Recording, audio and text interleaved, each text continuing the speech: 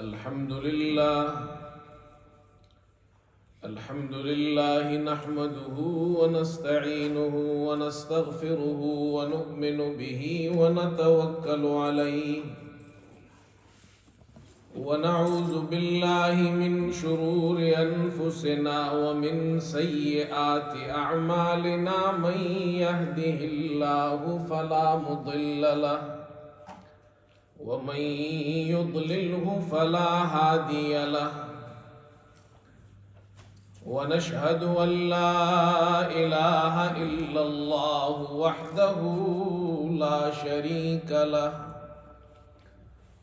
ونشهد أن سيدنا وحبيبنا ومولانا محمدا عبده ورسوله صلى الله تعالى على خير خلقه محمد وآله وصحبه أجمعين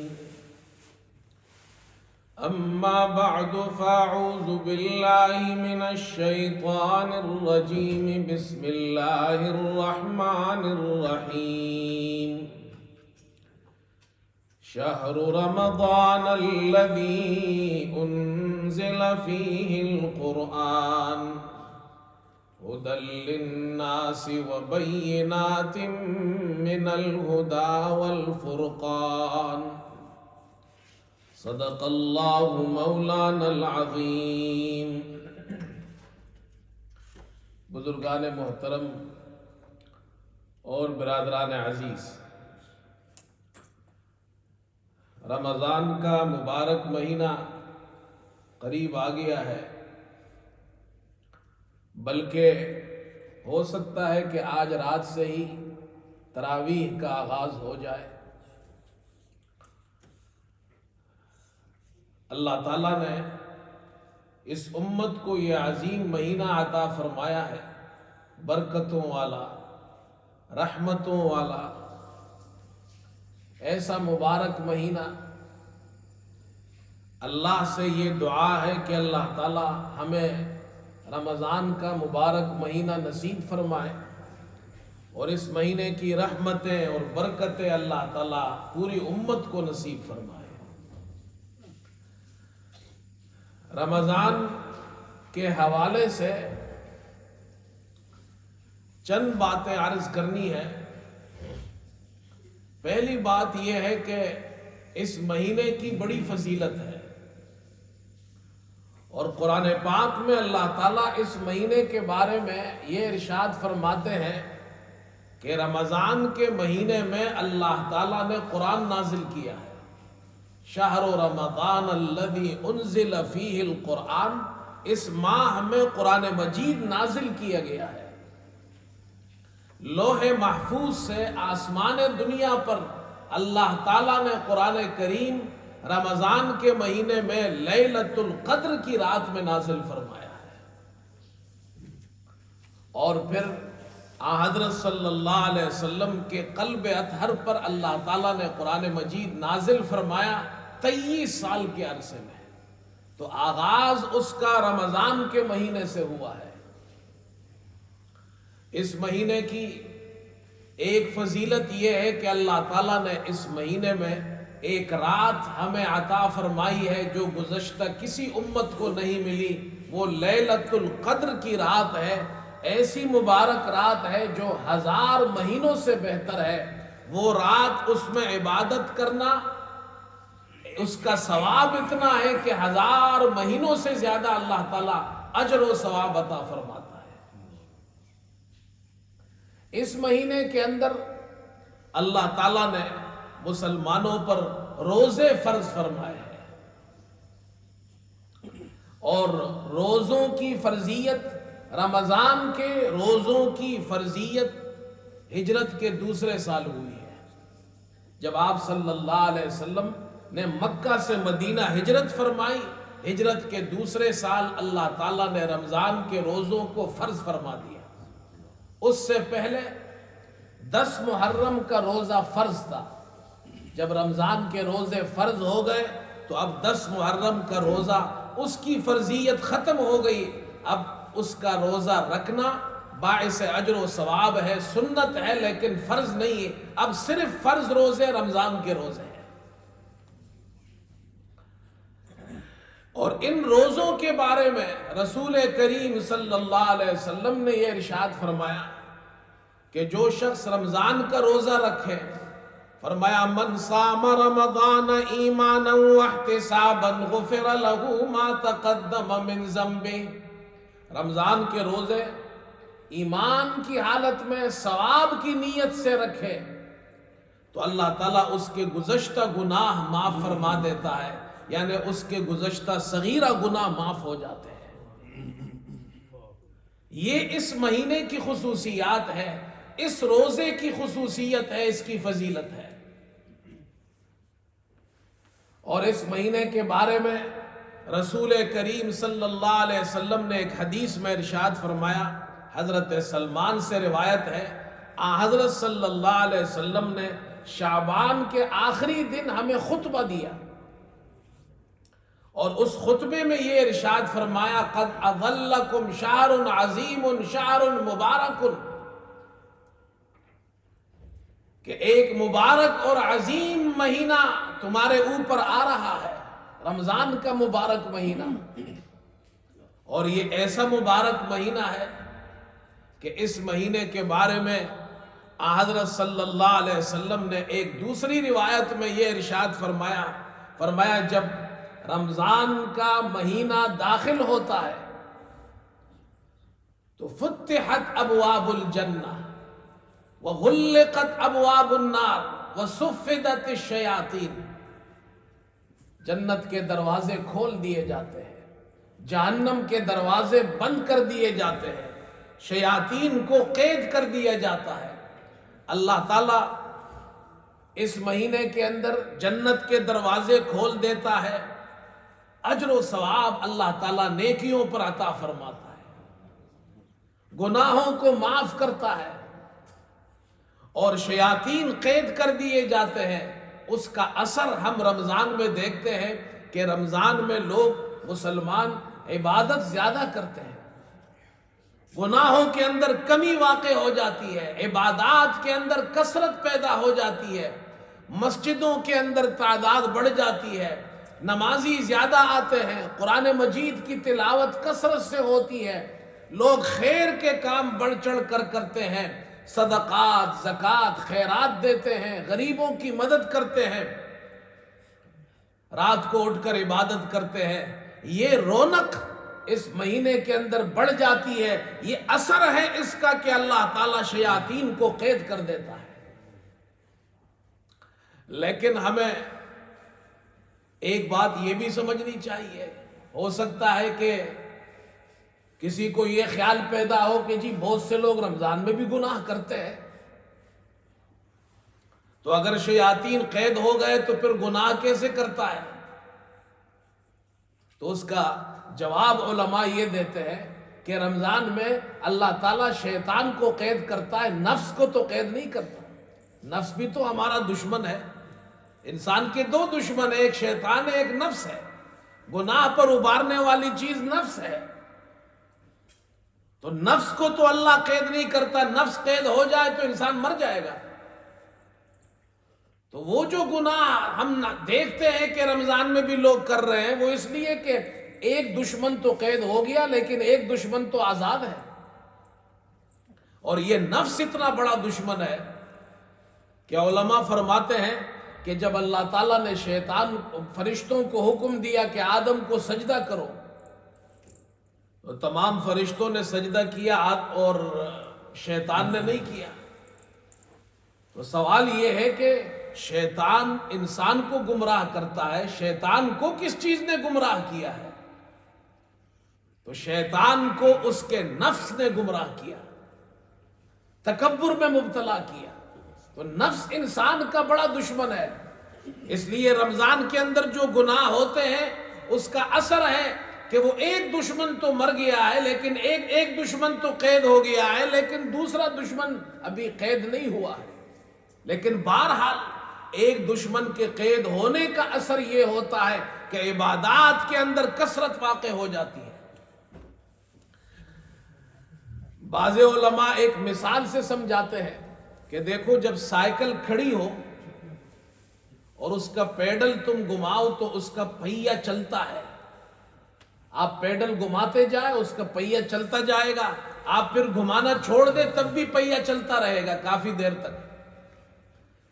تو وہ کہتے ہیں کہ 11 مہینے شیطان گناہوں میں مبتلا کرتا ہے، اس انسان کا پہیا وہ پیڈل گھما رہا ہے، اس کو گناہوں میں مبتلا کر رہا ہے، وہ چلا جاتا ہے لیکن اس کے اثرات تو باقی رہتے ہیں۔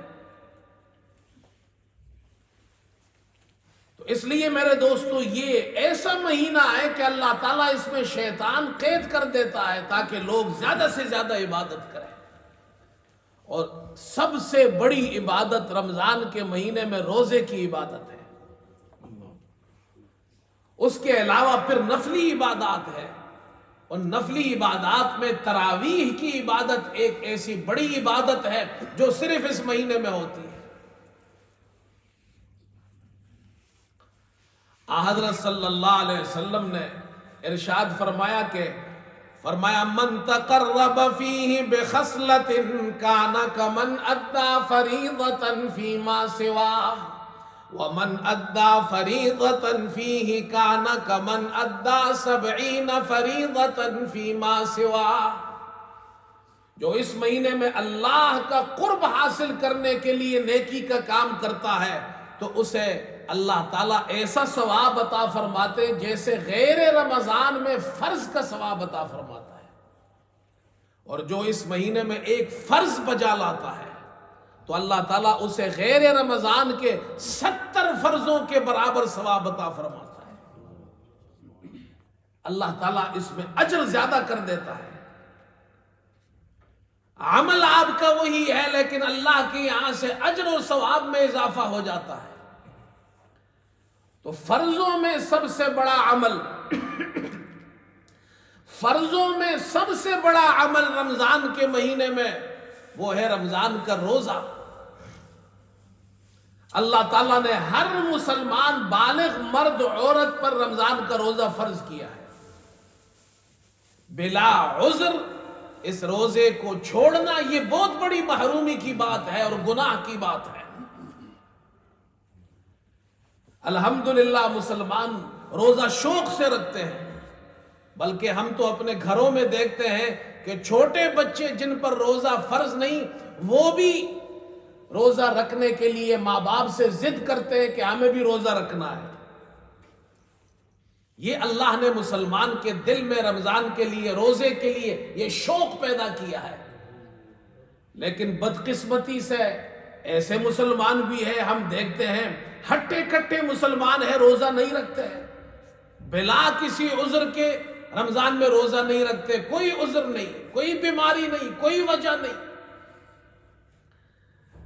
ایک مرتبہ میں رمضان کے مہینے میں دن کے اندر باہر نکلا تو ایک نوجوان کو میں نے دیکھا، مسلمان ہے، نوجوان ہے، مسلمان ہے، ہٹا کٹا ہے، اور وہ ہاتھ میں پانی کی بوتل پکڑے ہوئے اسٹریٹ پر سے گزر رہا ہے اور پانی پی رہا ہے دن میں۔ ایک تو تم نے روزہ رکھا نہیں ہے، اور دوسرا اس رمضان کے روزے کی توہین یہ ہے کہ سب کے سامنے پانی پی رہا ہے۔ یہ کیسا نوجوان ہے مسلمان جو روزہ بھی نہیں رکھتا ہے اور پھر سب کے سامنے پانی پیتا ہے؟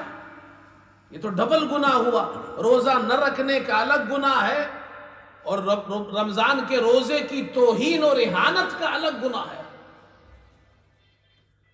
تو میں ان لوگوں کو یہ ایک واقعہ سناتا ہوں اکثر و بیشتر، خاص طور پر نوجوانوں کو، کہ تم تو نوجوان ہو روزہ نہیں رکھتے، حالانکہ ایسے بوڑھے لوگ ہوتے ہیں، مریض لوگ ہوتے ہیں، بیمار ہوتے ہیں، وہ روزہ رکھتے ہیں، باوجود اس کے کہ ان کو یہ اجازت اور رخصت حاصل ہے کہ وہ روزہ نہ رکھے، پھر بھی رکھتے ہیں۔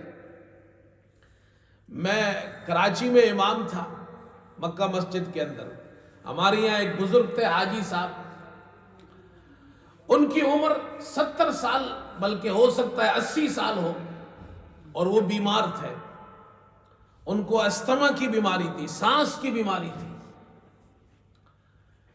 رمضان کے مہینے میں تراویح میں قرآن سناتا تھا، تو عصر کے بعد وہ بزرگ میرا قرآن سنتے تھے، میں محراب میں ہی نماز پڑھ کے بیٹھ جاتا تھا تو وہ میرا قرآن سنا کرتے تھے، اور عصر کے بعد ان کی حالت یہ ہوتی تھی کہ وہ سانس لینے میں ان کو دشواری ہوتی تھی، تو وہ بات نہیں کر سکتے تھے، ہاتھوں کو ایسے زمین پر رکھ کر بیٹھے ہوتے تھے اور زور زور سے سانس لے رہے ہوتے تھے، میرا قرآن سنتے تھے۔ تو ایک دن میں نے قرآن میں سنا رہا تھا، میں نے قرآن روکا اور میں نے ان سے کہا کہ حاجی صاحب، میں آپ کا امام ہوں اور میں آپ کو یہ فتویٰ دیتا ہوں کہ آپ رمضان کا روزہ نہ رکھیں، آپ معذور ہیں، آپ اتنے بیمار ہیں، آپ کی بیماری کی شدت کو دیکھ کر میں آپ سے کہتا ہوں آپ روزہ نہ رکھیں، فدیہ دے دیا کریں، آپ کی عمر اور آپ کی بیماری کی وجہ سے آپ فدیہ دے دیا کریں، روزہ نہ رکھیں۔ تو انہوں نے مجھے دیکھا، ان کے آنکھوں میں آنسو آ گئے، کہنے لگے امام صاحب کیوں مجھے روزہ رکھنے سے منع کرتے ہیں، روزہ رکھنے دیں مجھے، پتہ نہیں اگلے سال میں زندہ بھی رہوں گے یا نہیں رہوں گا۔ یہ ایک بوڑھے بیمار 70-80 سال کے بوڑھے کا حال ہے۔ اور وہی حاجی صاحب، ان کا ایک واقعہ یہ بھی سنا دوں آپ کو کہ وہ مسجد سے قریب رہتے تھے، 2-3 گلی کے فاصلے پر رہتے تھے، تو وہاں سے وہ پیدل آتے تھے مسجد، جب مسجد پہنچ جاتے تھے تو ان کا سانس پھول جاتا تھا، ان کو دمے کی بیماری تھی، سانس پھول جاتا تھا، تو وہ تحیت المسجد ان کو پڑھنی ہوتی تھی تو وہ پڑھ نہیں سکتے تھے، تو وہ بیٹھ جاتے تھے، تھوڑی دیر آرام کرتے تھے، پھر تحیت المسجد پڑھتے تھے۔ تو مجھ سے ایک دن کہنے لگے مولوی صاحب مسئلہ یہ ہے کہ تحیت المسجد تو بیٹھنے سے پہلے پڑھنی چاہیے، اور میں دمے کا بیمار ہوں، مریض ہوں، میں جب گھر سے چل کر مسجد پہنچتا ہوں تو میں اس وقت تحیت المسجد نہیں پڑھ سکتا، اس لیے میں تھوڑی دیر آرام کرتا ہوں پھر پڑھتا ہوں، اس کا حل بتائیے۔ میں نے کہا جی اس کا حل یہ ہے، ہماری مسجد میں، وہاں مکہ مسجد میں سیڑھیاں تھیں، تو میں نے کہا جب آپ مسجد کی سیڑھیوں پر پہنچے تو اندر داخل نہ ہو، آخری سیڑھی پر بیٹھ جائے اور وہاں 5 منٹ آپ آرام کر لیں، اس کے آرام کرنے کے بعد پھر ایک سیڑھی چڑھ کر مسجد میں داخل ہو جائے اور وہیں تحیت المسجد پڑھ لیں۔ تو بڑے خوش ہوئے، کہتے اللہ آپ کو خوش رکھے، آپ نے میرا مسئلہ حل کر دیا ہے۔ ایک بوڑھا آدمی 70-80 سال کی عمر میں دمے کا بیمار ہے، اسے تحیت المسجد بھی پڑھنی ہے، اس کا بھی شوق ہے، اسے روزہ بھی رکھنا ہے، اور آج کا مسلمان نوجوان ہے، کوئی بیماری نہیں، اللہ نے صحت دی ہے، بلا وجہ روزہ نہیں رکھتا ہے، عذر بناتا ہے۔ انگلینڈ میں بھی روزہ رکھنا مشکل ہے، یہاں تو ابھی آج 1 اپریل ہے، کل یہاں برف باری ہو رہی تھی۔ یہاں کا موسم اللہ تعالیٰ نے ایسا موسم دیا ہے، ایسی گرمی جو پاکستان والوں سے پوچھو کہ وہ روزہ رکھتے ہیں۔ مزدور وہ روزہ بھی رکھتا ہے اور وہاں دوپہر کی گرمی میں کام بھی کر رہا ہوتا ہے۔ ہم انگلینڈ میں بیٹھے ہوئے ہیں، نہ موسم اتنا گرم ہے، اللہ تعالیٰ نے موسم بھی ایسا دیا ہے کہ گرمی یہاں ایسی نہیں ہوتی جیسے پاکستان میں ہوتی ہے، ہوتی بھی ہے تو وہ چند ایک دن کے لیے آتی ہے، بہت ہی معمولی، یہاں تو ٹھنڈا موسم ہوتا ہے، پھر بھی مسلمان روزہ نہ رکھے۔ یاد رکھیے، یہ حدیث آپ کو سنا رہا ہوں، امام احمد، امام ترمذی اور ابو داؤد نے، تینوں نے یہ حدیث نقل کی ہے۔ سرکار دو عالم صلی اللہ علیہ وسلم ارشاد فرماتے ہیں، فرمایا من افطر یوما من رمضان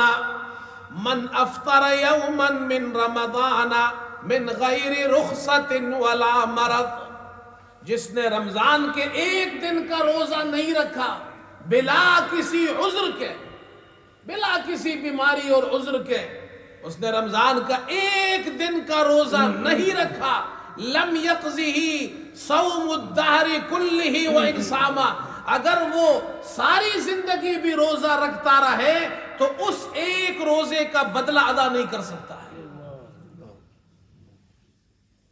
بغیر کسی عذر کے. رمضان کا روزہ نہیں رکھتا ہے, ساری زندگی رکھے, اس کا بدلہ نہیں ادا ہو سکتا. حضرت علی رضی اللہ تعالی عنہ کا مذہب تو یہ ہے, وہ فرماتے ہیں ساری زندگی رکھے تو اس کا بدلہ نہیں ہو سکتا ہے. لیکن دیگر فقہا اور علماء, اللہ ان کو جزائے خیر دے, انہوں نے ہمارے لیے کچھ آسان سا مسئلہ بیان کر دیا. وہ فرماتے ہیں کہ اس نے ایک روزہ نہیں رکھا ہے, اس کی ایک روزے کی قضا کر لے تو اس کا ایک روزہ جو رہ گیا ہے وہ ہو جائے گا. لیکن حدیث کا مطلب یہ ہے جو رمضان کے روزے رکھنے کے اندر جو برکت اور جو اجر و ثواب تھا وہ ساری زندگی رکھنے پر بھی وہ برکات آپ کو نصیب نہیں ہوگی, وہ اجر و ثواب آپ کو نصیب نہیں ہوگا. اور ایک بات یہ بھی سمجھ لیں, ایک ہے رمضان کا روزہ نہ رکھنا, بغیر عذر کے رمضان کا روزہ نہیں رکھتا ہے, گناہ کیا ہے, توبہ کرے اللہ سے. اگر پرانے روزے نہیں رکھے ہیں, گزشتہ رمضانوں کے روزے نہیں رکھے ہیں, توبہ کرے اللہ سے,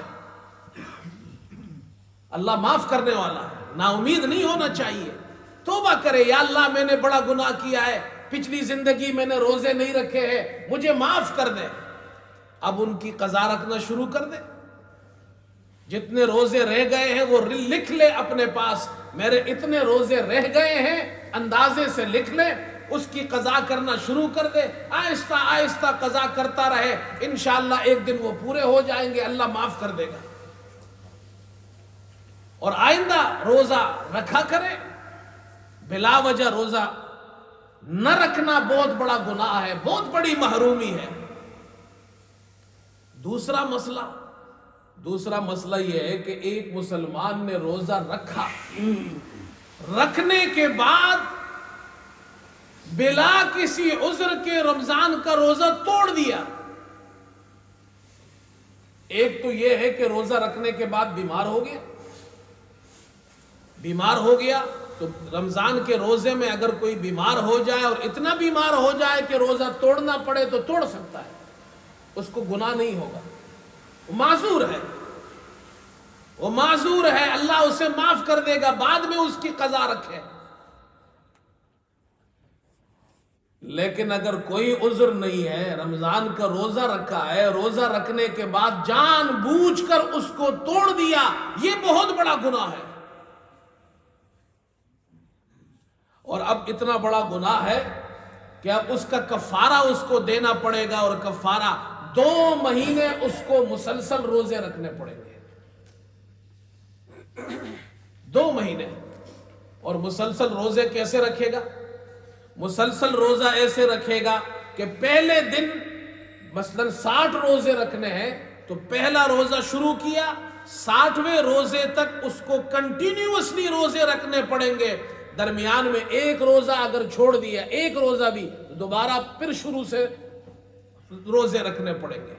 مثلا کسی نے کفارے کے روزے شروع کیے, 59 روزے رکھے, اور 60واں روزہ رکھنے کے بجائے اس نے چھوڑ دیا, اور ایک دن بعد 60واں روزہ رکھا تو یہ نہیں ہوا, اب اس کو دوبارہ پہلے سے پھر روزے رکھنے پڑیں گے. دونوں میں فرق ہے. رمضان کا روزہ رکھا ہے پھر اس کو جان بوجھ کر توڑتا ہے, یہ روزے کی توہین ہے,